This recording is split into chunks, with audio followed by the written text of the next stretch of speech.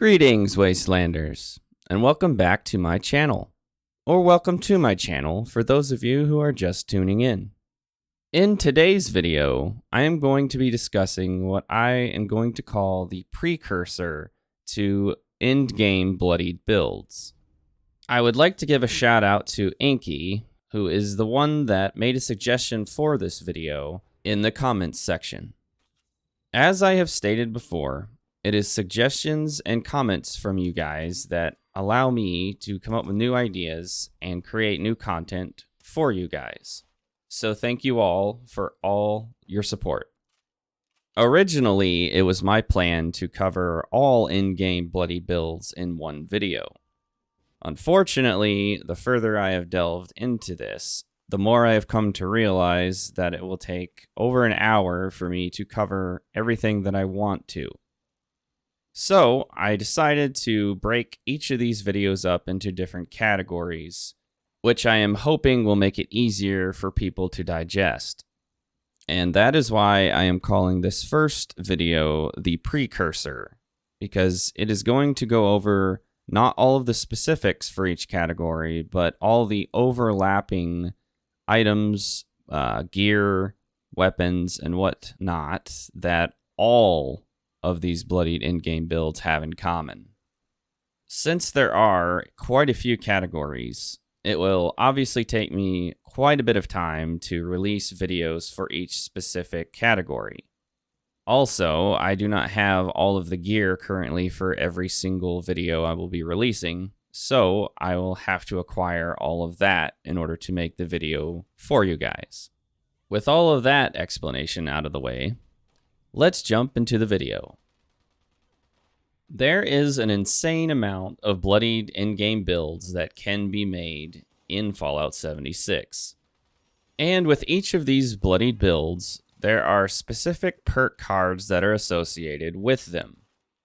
And while there is a Bloodied variation for every single weapon in the game, these weapons will fall under specific categories. The first category I will be covering is for fully automatic rifles, and the perk associated with it is the Commando perk. The second category will be for semi-automatic rifles, which are associated with the perk Rifleman. The third is for all shotguns, and it is under the perk Shotgunner. Next are pistols, which are separated into both semi-automatic and fully automatic pistols. Semi-automatic are under the perk Gunslinger, and fully automatic are under the perk card Guerrilla. For the fifth category, we have all heavy guns, which are under the perk card Heavy Gunner. Next, we have all variations on bows, which fall under the category of Archer. And last but not least are all melee, whether that be armed or unarmed. For one-handed melee, it falls under the perk card Gladiator. For two-handed, it is Slugger. And for unarmed, it is Iron Fist. For each of these categories that I mentioned, I will be creating a video that delves deeply into the details for how you would need to create an in-game Bloodied build. For each of these categories, I will also be separating them into power armor versus non-power armor builds and the perk cards that are associated with that. Once again, it will take me quite a bit of time to produce these videos for you guys. Just know that they are on their way. While each of these builds are significantly different from each other, there are similarities and overlapping things that are involved with each category. Under perk cards, all of my builds will have Nerd Rage, Blocker, Fireproof, Serendipity, Starched Jeans, and Radical. It is also my plan to run a VATS crit build with each of these, so any of the perk cards associated with critical damage or anything critical at all will also be in these builds. And of course, all of this is subject to change once I start building and optimizing each category. For mutations, I will be running Adrenal Reaction, Herd Mentality, marsupial, bird bones, scaly skin, speed demon, and herbivore or carnivore. Depending on the category, I will add or subtract other mutations, but these core mutations will be seen in every one of my builds. For non-power armor, I will be using a set of Secret Service Unyielding. As you can see on my chest piece, I have received 15% less limb damage, +1 strength. On the left arm, I have increases action point refresh speed, and junk items weigh 20% less. For the left leg, I have grants the ability to breathe underwater and 25 fire resistance. And for the right arm, I have increased action point refresh and also grants the ability to breathe underwater.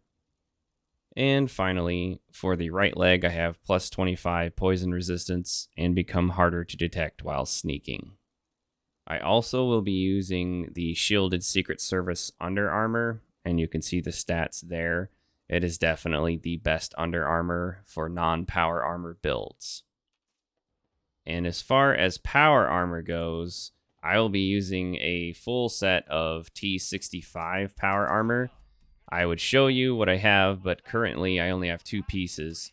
I have saved up enough gold bullion to purchase the remainder, so I will show those to you once I purchase them all and max them out with legendary modifiers.